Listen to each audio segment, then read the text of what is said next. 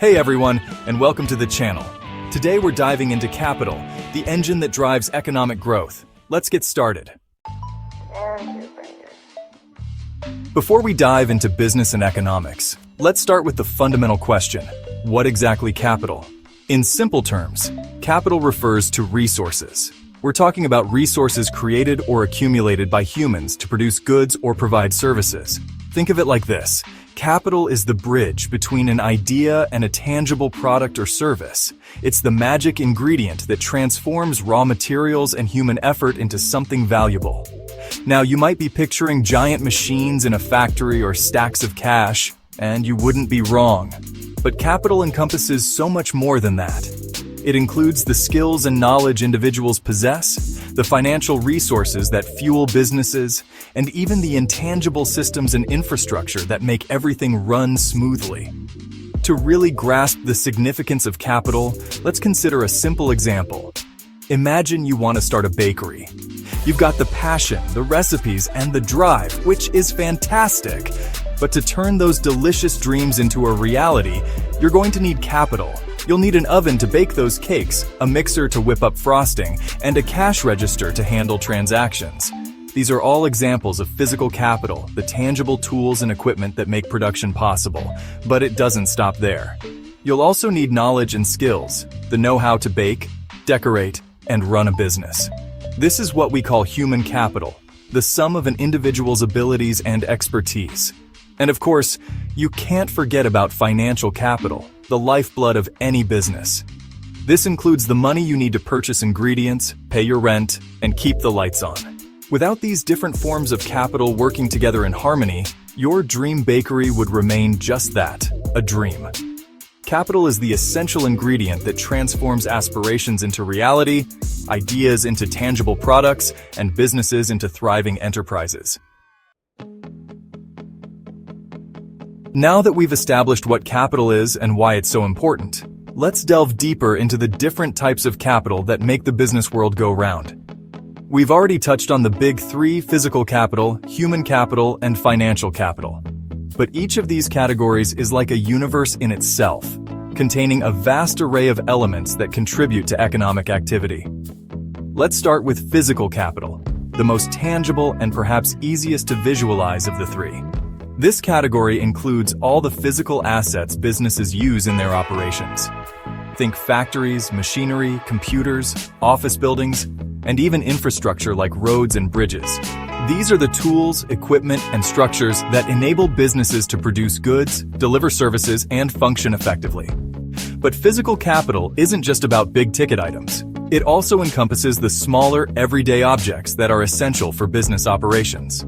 A delivery van for an online store, a point-of-sale system for a retail shop, or even the desks and chairs in an office all fall under the umbrella of physical capital. Next up, we have human capital, which some argue is the most valuable form of capital. This category encompasses the knowledge, skills, experience, education, and even the health of a workforce. It's the collective brainpower, creativity, and problem-solving abilities that drive innovation and productivity. Think of a skilled software engineer who can write elegant code, a talented marketer who can craft compelling campaigns, or a compassionate nurse who provides excellent patient care. These individuals possess valuable human capital that contributes directly to the success of their respective industries. And then there's financial capital, the lifeblood of any business. This category encompasses the financial resources businesses need to operate, invest, and grow. Financial capital provides the fuel for businesses to purchase physical capital, invest in their workforce's human capital, and ultimately achieve their goals. Now that we've broken down the different types of capital, let's zoom out and explore the bigger picture: the crucial role capital plays in both individual businesses and the broader economy. At its core, capital is the engine of production. It's the driving force that enables businesses to transform raw materials and human effort into the goods and services we rely on every day. Imagine a simple product like a wooden chair. To create this chair, a furniture maker needs more than just wood and a saw. They need specialized tools like lathes, sanders, and clamps, examples of physical capital. They also need the skill and knowledge to use those tools effectively, which falls under human capital. And of course, they need financial capital to purchase the wood, pay for electricity, and cover other operating expenses. This same principle applies across industries, from small businesses to multinational corporations. Whether it's a tech startup developing cutting-edge software or a farmer cultivating crops, capital is the essential ingredient that makes it all possible. But the role of capital extends far beyond the production of goods and services. It's also a key driver of investment, which is crucial for economic growth.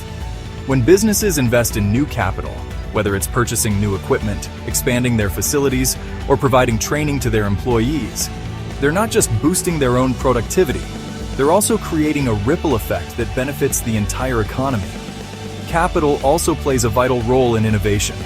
When businesses have access to capital, they can invest in research and development, explore new technologies, and bring groundbreaking products and services to market. We've talked about what capital is and why it's crucial for businesses and economies to thrive. But where does capital come from, and how do businesses acquire it? The answer lies in capital accumulation and investment, essential for long-term growth. Capital accumulation increases the stock of capital goods in an economy. It's about deferring present consumption for future gain. Savings are a primary way capital accumulation occurs. Savings free up resources for investment. These savings can be channeled through financial institutions to businesses. Think of it like planting a seed for future growth. Savings are the seeds of capital accumulation. Another source of capital accumulation is profits. Businesses can reinvest profits to grow. Reinvested profits purchase new equipment, expand operations, or fund R&D. External sources of capital come into play when profits aren't enough. Investment uses accumulated capital to create new capital goods. It's about putting capital to work for future benefits. Capital accumulation and investment are essential for economic growth. We've covered a lot of ground in this exploration of capital, from its definition and various forms to its crucial role in business. Now, let's connect the dots and examine the profound impact capital has on economic growth. Capital is the engine that drives economic growth. It enables nations to produce more goods and services, increasing their overall output. The more capital an economy possesses, the greater its potential for growth. Think back to the example of the chair maker. With only hand tools, they might produce a few chairs each week. By investing in advanced equipment, they can significantly increase their production. This increase in output is a direct result of capital accumulation. Now, imagine this principle applied on a larger scale. When businesses invest in new capital, the collective impact on productivity can be substantial. This increased productivity translates into economic growth. But the impact of capital goes beyond just increasing output. It also improves the quality of life for citizens. As economies grow, businesses can offer higher wages and better benefits. This increase in income stimulates economic activity, creating a virtuous cycle of growth. The impact of capital is evident when comparing nations with different levels of capital accumulation. Countries with abundant capital, like the United States, Japan, and Germany, tend to have higher standards of living and more robust economies. That was a crash course on capital, and as you can see, it's a pretty big deal. From the tools we use to the businesses we create, capital is the driving force behind economic activity and ultimately, our quality of life. Whether you're an aspiring entrepreneur, a seasoned investor, or simply someone who wants to understand the world a little bit better, grasping the fundamentals of capital is essential. Remember, capital isn't just about money.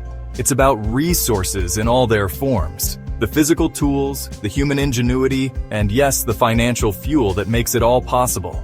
By understanding how these elements work together, we can make more informed decisions, create sustainable businesses, and contribute to a more prosperous future. Thanks for watching. If you found this video helpful, don't forget to like, share, and subscribe for more insightful content. Leave a comment below with your thoughts on capital and how it impacts your life. See you in the next video.